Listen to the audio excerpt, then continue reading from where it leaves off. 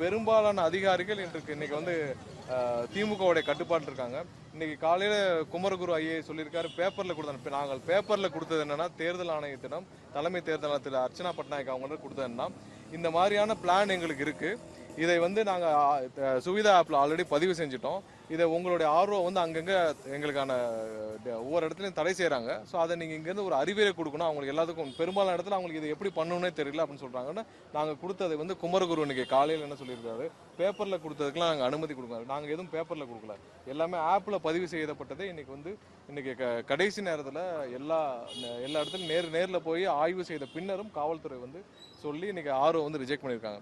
இது இங்கே மட்டும் இல்லை, தமிழகம் முழுவதும் எங்களுடைய நிர்வாகிகளுக்கு அங்கங்கே அவங்க நடக்கிற ஒவ்வொரு பிரச்சாரத்துக்கும், அவங்களுடைய அலுவலகம் போகிறதுக்கும், ஒவ்வொரு இடத்துலையும் தேர்தல் அலுவலகம் போகிறதுலேருந்து எல்லா பிரச்சாரத்துக்கும் கடுமையான ஒரு அடக்குமுறையை கையாளுறாங்க. இன்னமும் பெரும்பாலான அதிகாரிகள் திமுகவுடைய கைக்கூலிகளாக தான் இருக்கிறாங்க. இதை வன்மையாக கண்டிக்கத்தக்கது. கண்டிப்பாக இந்த நிலைமை மாற வேண்டும். தேர்தல் ஆணையம் வந்து யாரெல்லாம் திமுகவுடைய கைக்கூலிகள் இருக்காங்களோ அவங்களை எல்லாம் வந்து மாற்ற நடவடிக்கை எடுக்க வேண்டும். ஏன்னா இந்த மாதிரி இருந்துட்டு எப்படி நீங்கள் எலெக்ஷனை ஃபேஸ் பண்ணுவீங்க, எப்படி எலெக்ஷனை கொண்டு போவீங்க? திமுகவுடைய அதிகாரிகளை வைத்துக்கொண்டு, திமுகவுக்காக வேலை செய்யும் அதிகாரிகளை வைத்துக்கொண்டு எப்படி நீங்கள் எலெக்ஷனை ஃபேஸ் பண்ணுவீங்க? ஒவ்வொரு இடத்துலையும் மேலே இருக்கிற காவல்துறை காவல் ஆணையர் வந்து எல்லாருமே வந்து பார்த்தீங்கன்னா திமுக சொல்றதை கேட்டு வேலை பார்க்குறாங்க. திமுக என்ன சொல்றாங்களோ, திமுகவுடைய அமைச்சர்கள் இப்போவும் அவங்க சொல்றதை தான் கேட்டு வேலை பார்க்குறாங்க. சென்னையில் சேகர்பாபு சொல்றதை கேட்டு தான் வேலை பார்த்துருக்காங்க. ஒவ்வொரு இடத்துலையும் திமுக அமைச்சர்களை சொல்றதை கேட்டு தான் வேலை பார்த்துட்டு இருக்காங்க. ஸோ இப்படி இருந்தால் எப்படி தேர்தலை சந்திக்க முடியும்? நாங்கள் ஆப்பில் கொடுத்து 48 மணி நேரத்துக்கு முன்னாடி கொடுத்து பதிவு செய்தாலும் மற்றவங்களுக்கு உடனே கொடுத்துறாங்க. எங்களுக்கு வந்து கடைசி நேரம் வரைக்கும் இழுத்துட்டு கொடுத்து இது பண்ணுறாங்க. அதெல்லாம் கிடையாது. நாங்கள் வந்து இப்போ இன்னைக்கு இந்த பெரம்பூரில் கொடுத்தது பார்த்தீங்கன்னா 2 நாளைக்கு முன்னாடி பதிவு செய்யப்பட்டது. அது அப்போவே வந்து அவங்க ஆய்வு செய்து, காவல்துறையிலேருந்து ஏசிலேருந்து இன்ஸ்பெக்டர்லாம் ஆய்வு செய்து முடிச்சு அவங்க அறிக்கையை கொடுத்து, அந்த அறிக்கையை பேஸ் பண்ணி இன்னைக்கு சாயந்தரம் கொடுக்குறாங்க. இப்போ எனக்கு 2 நாளைக்கு முன்னாடி நீங்கள் ஆய்வு செய்து இல்லைன்னு சொல்லியிருந்தீங்கன்னா நாங்கள் அடுத்த இடம் ப்ரிஃபர் பண்ணியிருப்போம்ல. நீங்கள் நிகழ்ச்சி ஏற்பாட்டெல்லாம் முடிச்ச பிறகு இன்னைக்கு காலையில் நடக்க போகிற நிகழ்ச்சிக்கு காலையில் 11:30 மணிக்கு அனுமதி கொடுப்பீங்க. ஏன் நேற்று 4 மணி நேரம், அதாவது அந்த என்ஓசி டைப் பண்ணுறதுக்கு 4 மணி நேரம் காவல் நிலையத்தில் எங்களுடைய மாவட்ட செயலாளர் உட்பட அனைவரும் வந்து 4 மணி நேரம் காத்துட்டு இருந்தாங்க. ஸோ இன்னமும் இதே மாதிரி செஞ்சுட்டு இருந்தாங்கன்னா கண்டிப்பாக தேர்தல் ஆணையம் இது மாதிரியான இருக்கிற அதிகாரிகளை ஐடென்டிஃபை பண்ணி அவங்கள மாத்திர வேலையை செய்யணும். இன்னமும் பொறுமையாக பார்த்துட்டு இருக்கக்கூடாது. இன்னும் 22 நாட்கள் தான் இருக்குது. ஸோ இந்த நேரத்தில் திமுக சொல்றதை கேட்டு விட்டு இப்படி செய்யும் அதிகாரிகள் நாங்கள் வன்மையாக கண்டிக்கிறோம். அவருக்கு நாங்கள் வந்து சுவிதா ஆப்பில் பதிவு செஞ்சது அவர் குமரகுருக்கு தெரியாதா?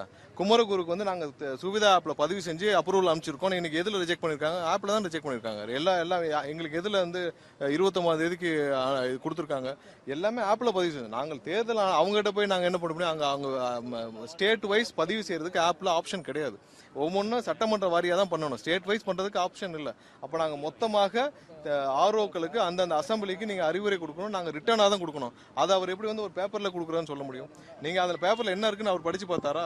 நாங்கள் ஒவ்வொரு இடத்துலையும் சுவிதா ஆப்பில் கொடுத்துருக்கோம். நீங்கள் உங்களுடைய தேர்தல் அங்கே இருக்கிற அதிகாரிகளுக்கு நீங்கள் அறிவுரை கொடுக்கணும்னு தான் நாங்கள் வந்து அங்கே அந்த கடிதத்தில் தலைமை தேர்தல் ஆணையர்கிட்ட நாங்கள் கொடுத்துருந்தோம். ஸோ அதை கூட பார்க்காம சும்மா இப்படி போகிற போக்கில் ஒரு கமெண்ட் சொல்கிறது வந்து ஒரு அதிகாரி கலர்கள். அவங்க என்ன டிஃபெக்ட்னு சொல்லுங்கள், என்ன இஷ்யூன்னு சொல்லுங்கள். நீங்கள் சொன்ன இடத்துல நாங்கள் பண்ணியிருக்கோம்.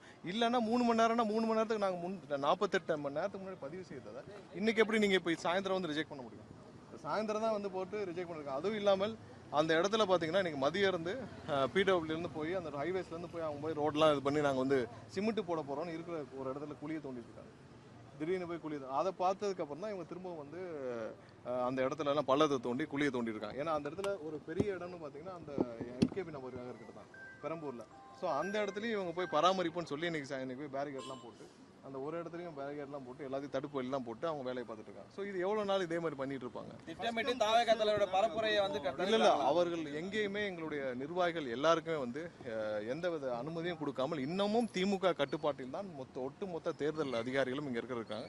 தேர்தல் ஆணையம் திருமதி அர்ச்சனா பட்நாயக் அவர்கள் வந்து இதை உடனடியாக யாருன்னு ஐடென்டிஃபை பண்ணி மாற்றலைன்னா இதில் எதுவுமே இருக்காது. இங்கே வந்து இன்டெலிஜென்ஸ் ஐஜி தான் இன்னும் ஆப்ரேட் பண்ணுறாரு. திரு செந்தில்வேல் அவர்கள் தான் இன்னைக்கு வந்து முழு தேர்தலையும் யார் கூட்டணி, எவ்வளோ கூட்டணிக்கு எவ்வளோ சீட்டு, எந்தெந்த கூட்டணி கட்சிக்கு எவ்வளோ சீட்டுன்னு திரு செந்தில்வேல் அவர் தான் முடிவு செய்கிறார். இன்னைக்கு இன்டெலிஜென்ஸ் ஐஜி தான் முடிவு பண்ணுறாரு. மொத்தமாக அதிகாரிகள் நடத்தும் தேர்தலுக்கு எதுக்கு வந்து இங்கே ஒரு தேர்தல் ஆணையம்? மொத்தமாக அதிகாரிகள் தான் இந்த தேர்தலை நடத்திட்டு இருக்காங்க. இன்னைக்கு இன்டெலிஜென்ஸ் ஐஜி தான் வந்து எந்த கட்சிக்கு எந்த கூட்டணிக்கு என்ன சீட்டு வேணும் என்னன்னு சொல்லி இன்டெலிஜென்ஸ் ஐஜி தான் பண்ணிட்டு இருக்காரு. அப்போ நீங்கள் எதுக்கு இங்கே தேர்தல் ஆணையம்? தேர்தல் ஆணையம் இருந்து என்ன பண்ணுறது? இது வந்து திமுக நடத்துகிற தேர்தல். இப்போ உதயநிதிக்கு எவ்வளோ சீட்டுன்னு எந்த கூட்டணி கிட்ட பேச்சுவார்த்தை உதயநிதி நடத்துறாரா இல்லை இன்டெலிஜென்ஸ் ஐஜி நடத்துறாரா? உதயநிதி நடத்திய பேச்சுவார்த்தை. உதயநிதிக்கு எந்த சீட்டுன்னு அவரே பேப்பர்ல பார்த்து டிவியில பார்த்தா தெரிஞ்சுக்கிறாரு. நாங்கள் இல்ல நாங்கள் கொடுக்க போகிறோம். அவர் மட்டும் இல்லை, நிறைய அதிகாரிகள் இருக்கிறாங்க. எல்லாரும் சேர்ந்து அதிகாரிகள் தான் இந்த திமுக சார்பாக இந்த தேர்தலை நடத்தி கொண்டிருக்கிறார் பெரும்பாலான மாவட்டங்களில். அதுல நிறைய அதிகாரிகளுக்கு யாரெல்லாம் எங்கெங்கெல்லாம் சந்தேகம் இருக்கோ அதை நாங்கள் கொடுப்போம். பட் அதையும் மீறி தேர்தல் ஆணையம் தானே அங்கங்க வர்ற கம்ப்ளைண்ட் அடிப்படையில் அவங்களுக்கு ஒவ்வொரு இடத்துலையும் தெரிகிற அடிப்படையில் பண்ணணும். இது எல்லா கட்சிக்கும் வரது இல்லையா? எல்லா கட்சிக்கும் இப்போ அன்னைக்கு அதிமுகவில் போய் பிரச்சாரம் மேற்கொள்றாங்க. 48 மணி நேரத்துக்கு முன்னாடி அவங்க கொடுத்தாங்க. சுவிதா ஆப்லையா போட்டாங்க. 2 நாட்களுக்கு முன்னாடி திரு எடப்பாடியை போய் பிரச்சாரம் பண்ணாரு. அவங்க எந்த ஆப்ல போட்டாங்க? அவங்க உடனே போய் பிரச்சாரம் பண்ண முடிச்சல. அதே